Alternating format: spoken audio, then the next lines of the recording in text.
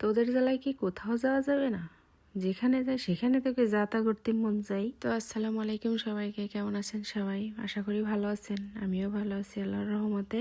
তো অনেকদিন পরে একটু মার্কেটে গেছিলাম ঘোরার জন্য, মানে দেখার জন্য, কিছু কেনার উদ্দেশ্যে যাইনি। কিন্তু আমার যা মন, শুধু ঘুরতে গেলে হয়, মানে ঘর সাজানো জিনিস দেখলে আমার মনের ভিতরে একুপাকু শুরু হয়ে যায়, হাতের ভিতরে কামড়াই, ব্যাগের ভিতরে টাকাগুলো লাফাঝাপা শুরু করে দেয়, মানে কখন সে বের হবে।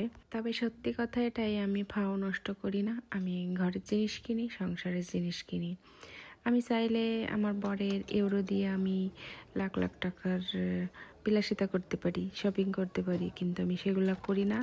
আমি একটু ভালো বউ, কারণ আমি এই টাকা খরচ করি, কিন্তু সেটা হচ্ছে ঘরের জন্য, সংসারের জন্য খরচ করি।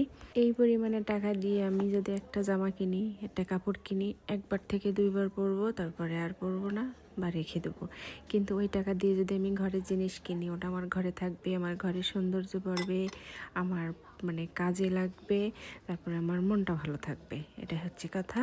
তো মার্কেটে এসে আমি সর্বপ্রথম একটা গাছ নিছি, তারপরে সেমাই খাওয়া 4টা বাটি নিছি, তারপরে আবারও সেমাই খাওয়ার জন্য আরও কালো 6টা বাটি কিনছি, তারপরে একটু মগ, প্লেট, এটা ওটা দেখলাম। তার মাঝে দেখলাম একটা দোলনা, কিন্তু আমার বাসায় এই দোলনাটা ঝোলানোর কোনো জায়গা নেই, এই জন্য একটু নেড়ে চেড়ে দেখে চলে আসলাম। তারপরে আসলাম কাঠের জিনিসের সেকশানে। তো এখানে এসেই দেখি এই জিনিসটা আমার দিকে তাকিয়ে আছে। তো আমার দিকে তাকিয়ে যেহেতু আছে, ওনাকে তো আমি রেখে আসতে পারি না, তাই না? তো ওনাকে আবার নিয়ে আসলাম সাথে। তো তারপরে এই যে ম্যাটটার দেখলাম, কিন্তু এই সবগুলো আমার এখন আর দরকার নেই, দরকার আছে কিন্তু এখন নেব না, পরে।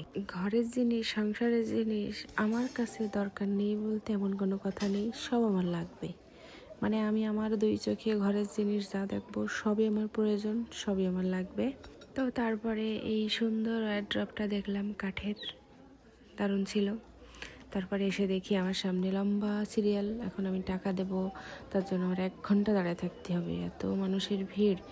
মানে ভিড় হবে না কেন, এটা হচ্ছে সস্তার মার্কেট, এখানে সবাই আসে, সবাই ঝুড়ি ঝুড়ি কেনাকাটা করে। তো ক্যাশ কাউন্টারে দাঁড়ানোর পরেও আমার হাতের ভিতরে চুল কাচ্ছে যে আরো কিছু নেওয়া যায় কিনা। তো আর কিছু আর নেবো না, এইগুলারই বিল দিই।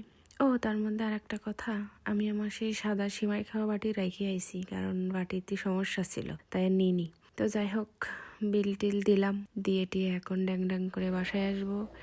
তারপরে এই যে বড়মশাইকে ধরলাম বাসায় আসার পরে, যে আমাকে এটা ঝুলিয়ে দাও ওয়ালে। তো উনি নিয়ে আবার বিছনায় রেখে বলতেছে এখানেই ঠিক, যে না ওটা ওখানে থাকে না, ওটা ওয়ালে থাকবে। তো যাই হোক, একটা হাতুড়ি আর ছোট ছোট 2টা পেরেক নিয়ে আমাকে ওইটা আর কি সুন্দর করে সেট করে দিল। তো ভালোই লাগছিল। এখন ওর ভিতরের কিছু জিনিস কিনতে হবে, ওটা তো আর খালি খালি রাখা যাবে না। হোক, ওইগুলো পরে কিনবো, এখন আর সময় নেই, পরে আর একদিন, মানে পরের সপ্তাহে। তো যাই হোক, ওটা শেষ।